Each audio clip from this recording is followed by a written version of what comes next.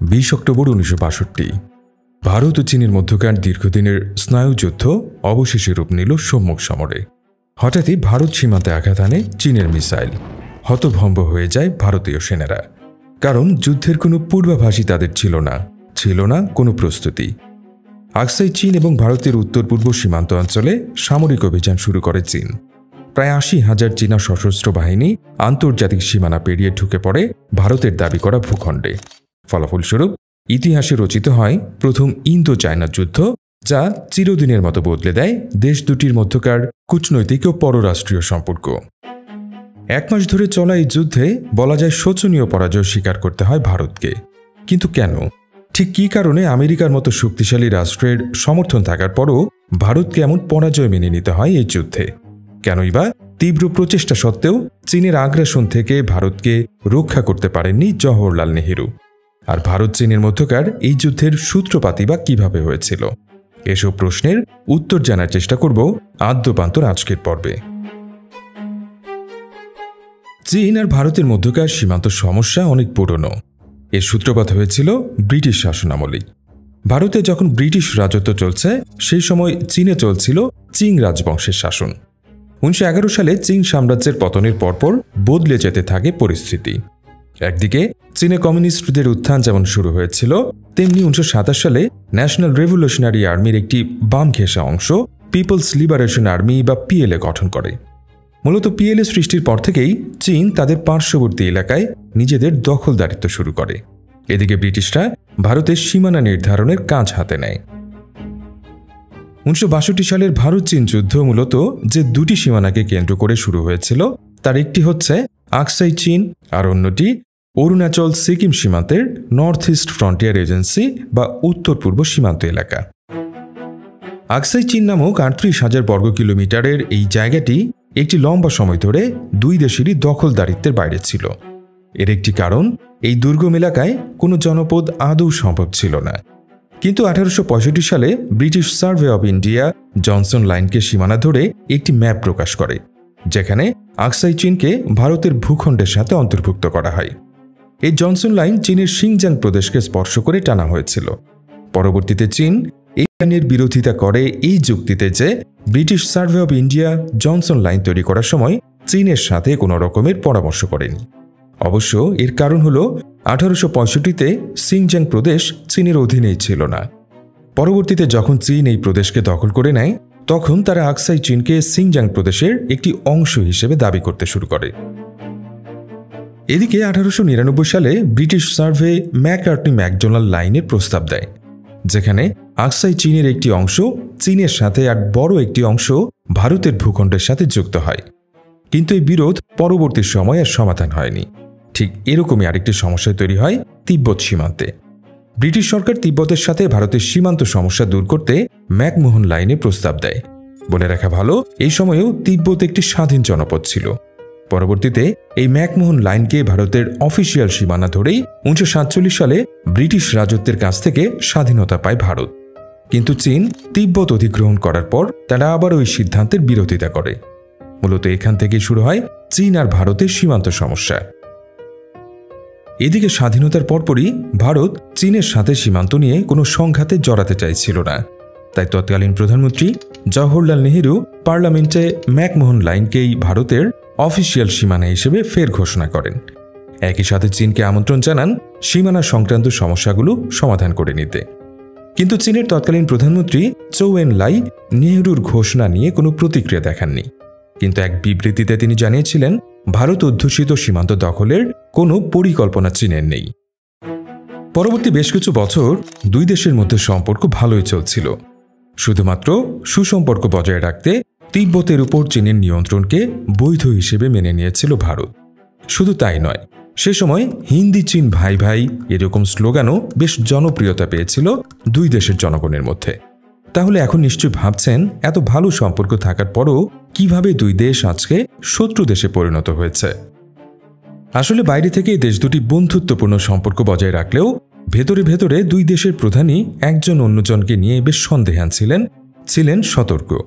1958 সালে এক গোপন বৈঠকে নেহেরু জানান তিনি চীনকে বিশ্বাস করেন না। এবং চীনের সকল তথ্য যেন প্রধানমন্ত্রীর দপ্তরে সরাসরি পাঠানো হয়। অন্যদিকে তিব্বতে যখন চীন বিরোধিতা চরমে, তখন তিব্বতের ধর্মীয় গুরু দালাই লামা ভারতে পালিয়ে আসেন এবং রাজনৈতিক আশ্রয় গ্রহণ করেন। বিষয়টি ভালোভাবে নেয়নি চীন। ভারতের উপর ক্রমাগত চাপ আসতে থাকে দালাই লামাকে আশ্রয় না দেওয়ার জন্য।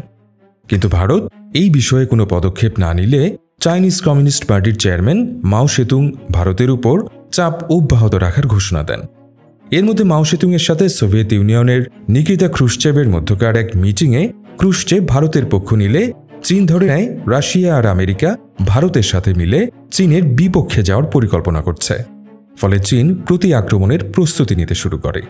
শুরু হয় আবারও ভারত চীনের মধ্যকার সীমান্ত বিরোধ, মূলত তিব্বত সীমান্তে নিজেদের আধিপত্য বজায় রাখতে এবং রাশিয়া আমেরিকা ভারত জোট ভাঙতেই চীনের আগ্রাসন শুরু হয়।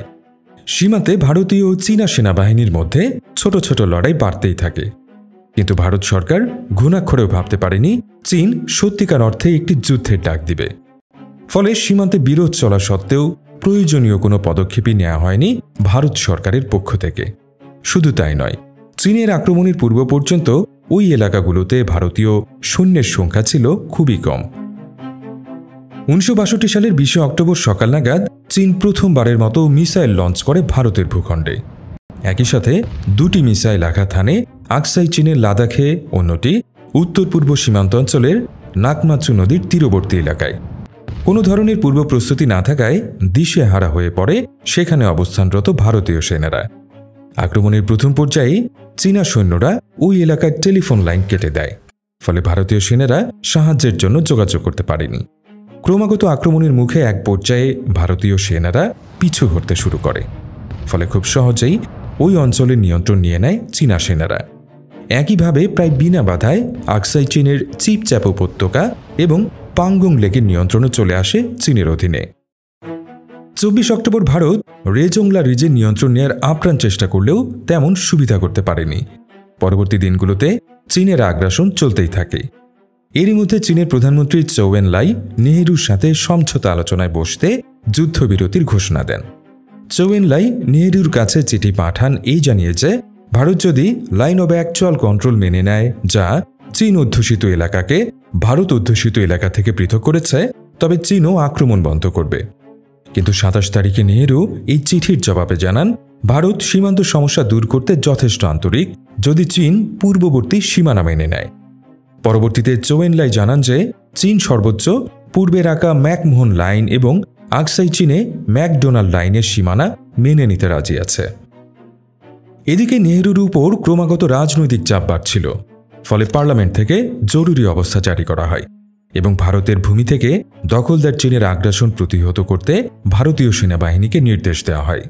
14 নভেম্বর নেহেরু চৌ এন-লাইয়ের প্রস্তাব প্রত্যাখ্যান করেন।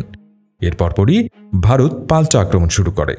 চীন অধ্যুষিত ওয়ালংয়ে আক্রমণের মধ্য দিয়ে ভারতের পাল্টা হামলা শুরু হয়। অন্যদিকে চীন সিলা এবং বোমডিলাতে হামলা চালালেও ভারতীয় সেনাবাহিনী সাহসিকতার সাথে তা প্রতিহত করতে সক্ষম হয়। কিন্তু চীনা সেনাবাহিনীর একের পর এক আক্রমণে শেষ পর্যন্ত টিকে থাকতে পারেনি ভারতীয় সেনারা। অবশেষে 21 নভেম্বর চীনের প্রধানমন্ত্রী চৌ এন-লাই যুদ্ধবিরতির ঘোষণা দিলে সীমান্তে রক্তপাত বন্ধ হয়। এই মাসব্যাপী যুদ্ধে ভারত হারায় সহস্রাধিক সৈন্যকে। অন্যদিকে চীনেরও হাজারখানেক সেনা মারা যায় এই যুদ্ধে। এখন প্রশ্ন হলো, কেন এই যুদ্ধে ভারত কোনোভাবেই সুবিধা করতে পারেনি? এই যুদ্ধে কোনো পক্ষই নৌ বা বিমান বাহিনী ব্যবহার করেনি। সম্পূর্ণ যুদ্ধটি হয়েছিল কেবল দেশ দুটির সেনাবাহিনীর মধ্যে। অনেক বিশেষজ্ঞ এই যুদ্ধে ভারতের এমন দুর্বল অবস্থানের জন্য দায়ী করেন নেহেরুকেই।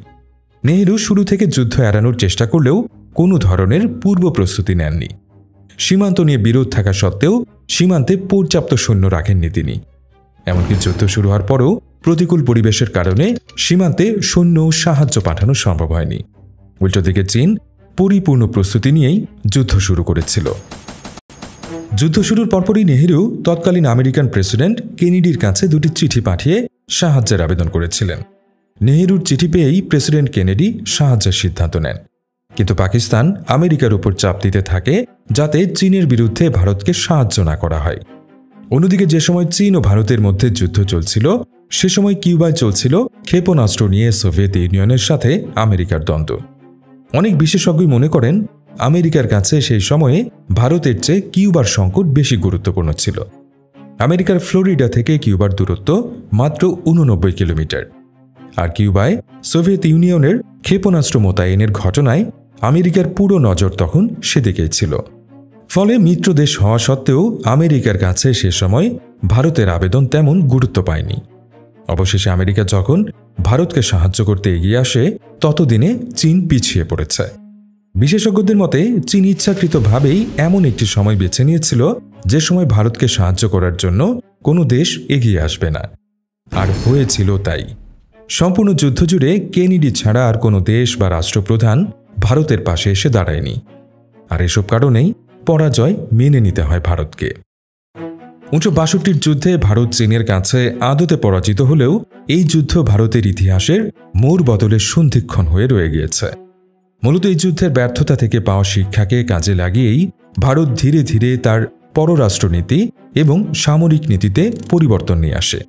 এই যুদ্ধের পরেই ভারতীয় সেনাবাহিনীকে আধুনিকীকরণ, অহিংস পররাষ্ট্রনীতি থেকে সরে আসার মতো বেশ কয়েকটি গুরুত্বপূর্ণ পদক্ষেপ নেয় ভারত, যা ভারতকে বর্তমানে দক্ষিণ এশিয়ার অন্যতম পরাশক্তিতে পরিণত করেছে।